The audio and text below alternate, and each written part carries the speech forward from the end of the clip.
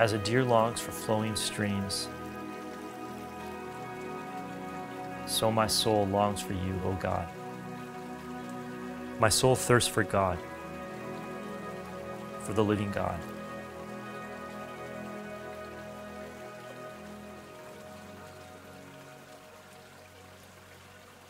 I remember one day, something had happened a few days earlier that triggered so much anxiety for me that my mind couldn't stop, and I was getting increasingly depressed. And then I had, for the first time ever, a panic attack. I was so worked up. I felt like life was about to end. I couldn't stay in my house, so I got in my car and just started driving around town. I was hyperventilating, didn't know what to do. And out of the blue, one of my buddies from university called me. I just said, I'm not doing well. He said, you shouldn't be alone right now. You need to call somebody. It was just enough to kind of like nudge me to call my pastor, call up his house, he picks up, and just tell him, I'm not doing well. Is there any chance we could talk? He said, yeah, I'll meet you in my office in 30 minutes. Meet him in his office. And for the first time, open up about like everything that I'd been struggling with, all the thoughts, all the fears, kind of in shock and in tears. And I remember he said to me, Matt, first of all, thank you so much for sharing this with me. I want you to know that this doesn't change how I see you. In fact, I respect you all the more for the courage of opening up about this. I love you, God loves you, and we're gonna walk through this together.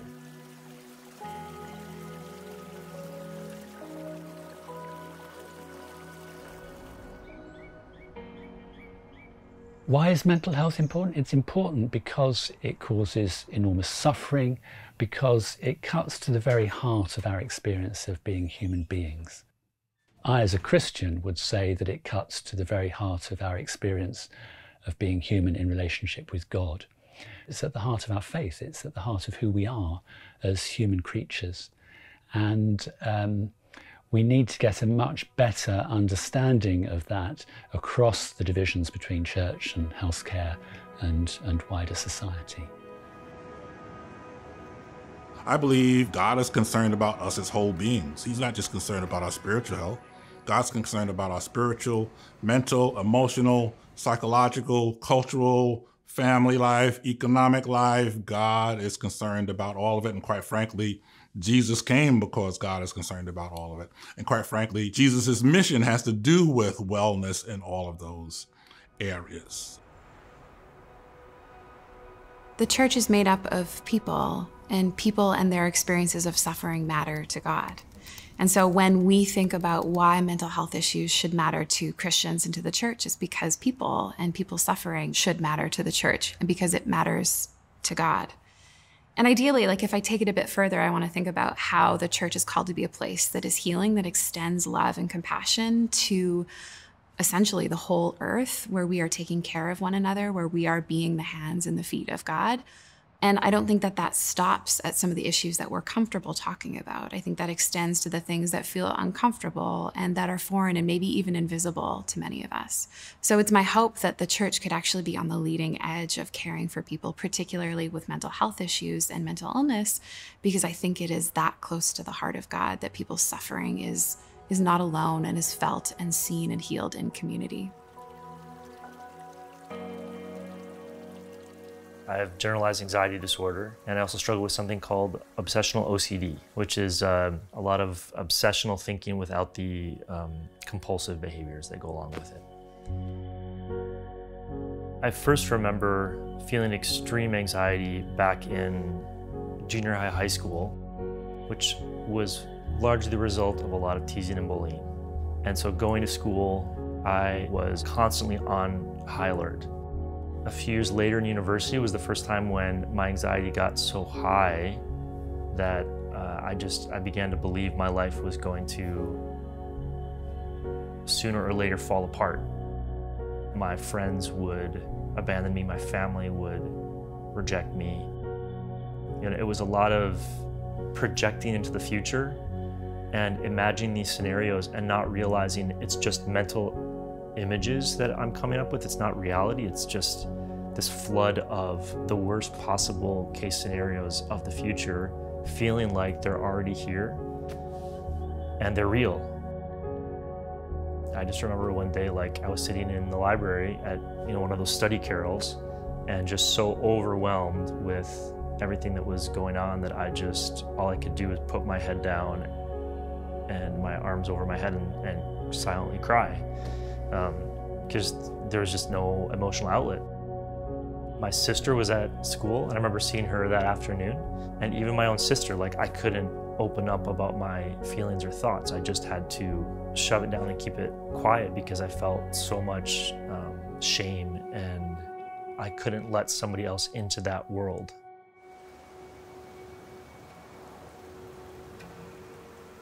My anxiety got so high that it turned into depression. Anxiety and depression, they're different, but they have a close relationship. Anxiety is like the fear of terrible things that are about to happen or going to happen in the future. And depression is the feeling of those terrible things are already here. They've already arrived. It's done. My anxiety would get so high that it would tip into depression.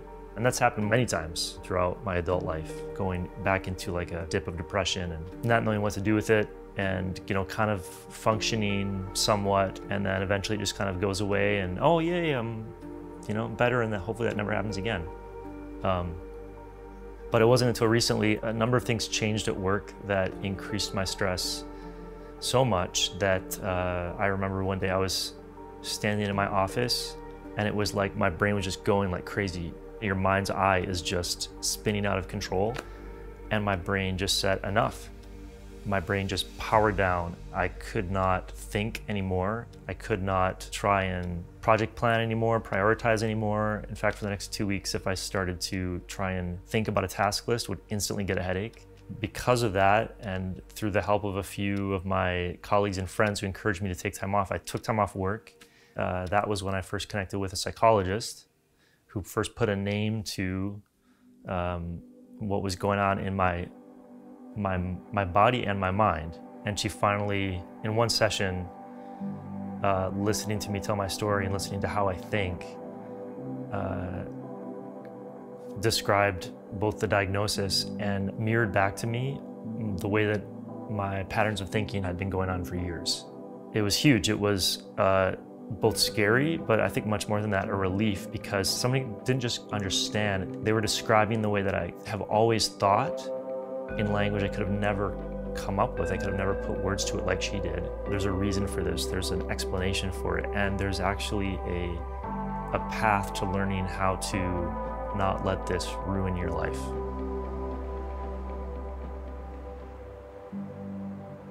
The biopsychosocial spiritual model is one that's just in almost every psychology, psychiatric textbook. And really, it tries to break down human existence or human experience into 4 dimensions. Biologically, so one's genetics, the presence or absence of medical illness, and that sort of thing will be what we think of in terms of one's biology. Psychologically, we tend to think mostly in terms of thoughts and emotions, cognitions, affective dimensions. And then sociologically or socially, we tend to think of one's relationships, so family, culture, the city, the society we live in, et cetera, et cetera. And then spiritually, well, for Christians, it means our relationship with God.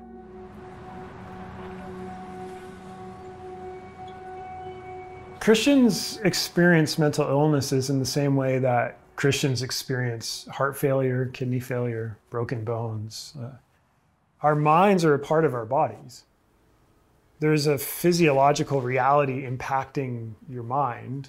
It doesn't mean that somehow you're lacking faith. It just means that our bodies are broken and they decay, and we experience that in different ways, that they're not perfect.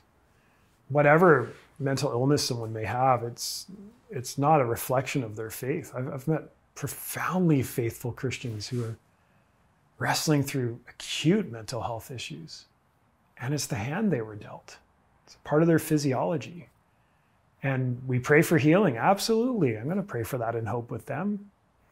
But we understand that if not now, when Christ establishes kingdom, come, and we'll rejoice then at that answered prayer. But for now, it's really important that Christians understand that If you have a mental health issue, it's not because of a lack of faith. It's just a part of being alive in a broken creation.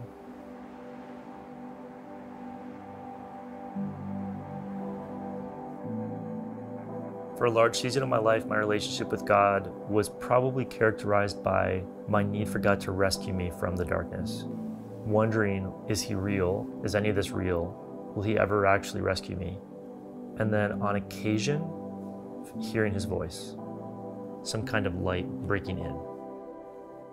Only on occasion. It's the most frustrating thing.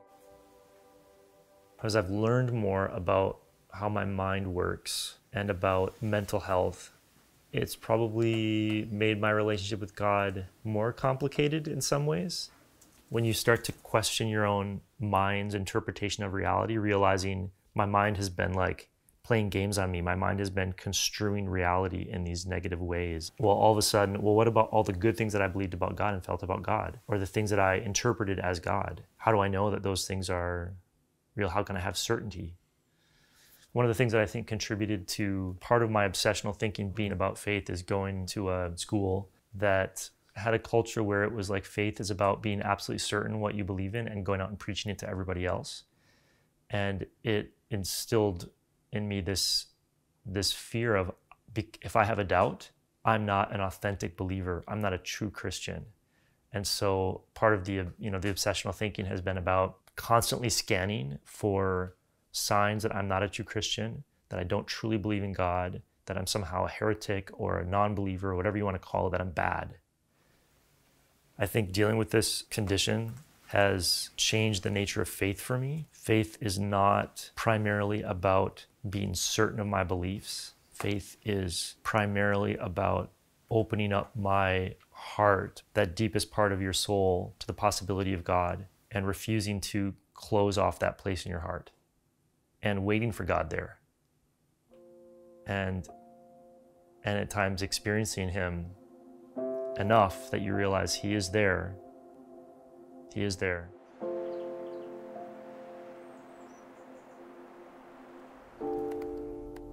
Well, lament is when you cry to God and really complain with all your heart and soul that this is not right, this is not a fair thing. And it's interesting that there's more psalms of lament in the book of Psalms than any other kind of psalm. In other words, there's a language for sadness that God gives us in and through the Psalms. And the key thing is, if you think about the way that lament works, take a psalm like Psalm 13, right?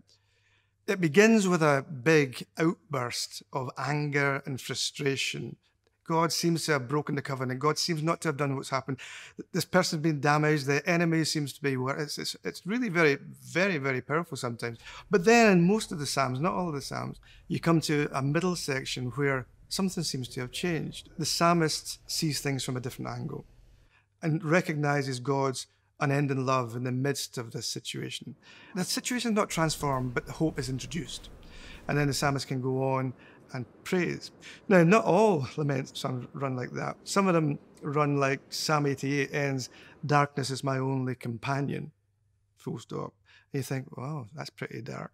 Until you realized, first of all, that's sometimes how people feel. But secondly, that the psalmist is talking to God. So it's a prayer. It's not like the psalmist is saying, "You don't exist, God." He's just saying, "I can't reach you." Lament, I think, it gives us a language to talk about things and an honesty about the way things are that other forms of worship may struggle to do. I think in the church we have to be very careful about the way we talk about the redemptive nature of suffering, because I think it would be very easy to sound as if we're saying, this is good for you, grin and bear it. And, at the end of the day, for me, suffering is always suffering. And I would always be very hesitant to say, this has been sent by God for a purpose. Only the person can make that interpretation for themselves. That's something we must never kind of impose upon people. I think as human beings, we have that capacity to grow through suffering. I hesitate to say it, but I think God can meet people in that place of suffering. But I think we have to be very careful in the way that we talk about that.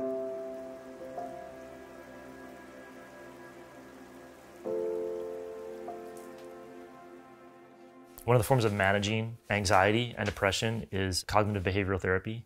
It's really helped me a lot. One of the turning points for me was when I actually began to do the homework of CBT, cognitive behavioral therapy. And it's these little exercises where you write down a situation that's actually creating some anxiety for you. And then what am I afraid is going to happen? And then you put yourself in that situation, deliberately not doing the things that you would typically do to make yourself feel safer.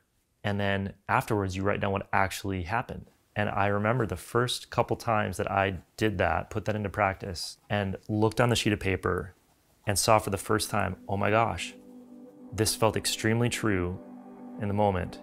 These terrible things are probably gonna happen, most likely gonna happen. And these wonderful, beautiful outcomes are actually what happened. Oh my gosh, how much of life have I been missing out on because anxiety has been driving how I've been behaving. And I don't want to let this determine the rest of my life, to believe the anxiety, to believe the depression.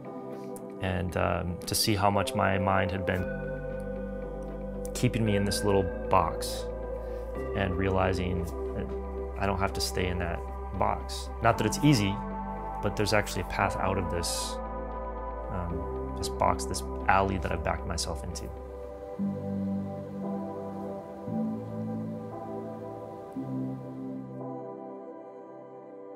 The mental health continuum is a really helpful model when it comes to thinking about the relationship between health, illness, and experiences of well-being.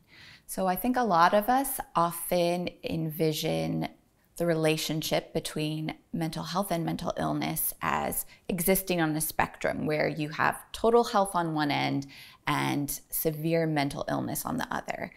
But this doesn't really capture the complexities of well-being. There are many factors that contribute to our languishing and flourishing. It's not just about whether or not we live with a mental illness. And this is what the mental health continuum really helpfully represents to us. So this continuum has 4 quadrants, and they represent flourishing with and without illness and languishing with and without illness. I think there's 2 really helpful takeaways from this model.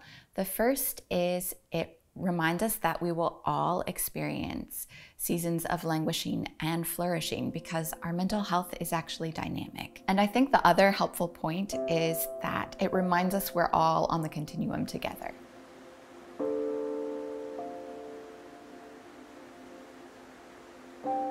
Having people of faith who are totally affirming and encouraging to take care of all of the dimensions of myself is really helpful. At the same time, the spiritual care is also really helpful. It's not like a clear line sometimes between what is spiritual care and what is psychological care, because our minds and our souls and our bodies are all intertwined. In our churches, we have a lot of relatively anonymous people, and they might not be connected, and we might not know at all what's going on in their lives. And the kind of spontaneous care and reaching out that the church, we as Christians, should be doing doesn't happen unless somebody else sees a need. What we can probably be better as a church at doing is intentionally creating spaces where people can meet and share about those situations in their lives that they might not otherwise do if the church didn't have like a forum for sharing those things. If all that we do are Bible studies and religious devotion type things, and we don't talk about what's going on in our families, what's going on for us physically, finances, like the other dimensions of life, if we don't have venues to talk about those things and people don't know, and then they can't befriend and come alongside one another.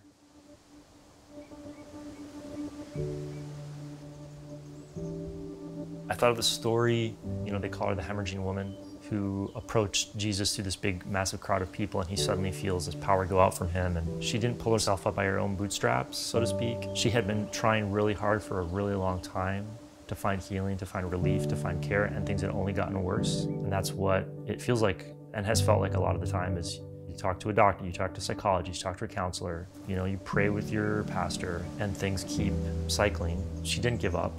She kept reaching out. She's been an example to me of, I can't just kind of lie down and give up, or lie down and wait for God to come rescue me. He is a rescuer, but I need to keep taking one step at a time to reach out to him or to reach out to others. Like, she literally took a few steps to get close to Jesus and reached out. And she didn't know if she was going to be healed. She didn't know if this was just one more in a long line of attempts. So to not give up and to keep reaching out.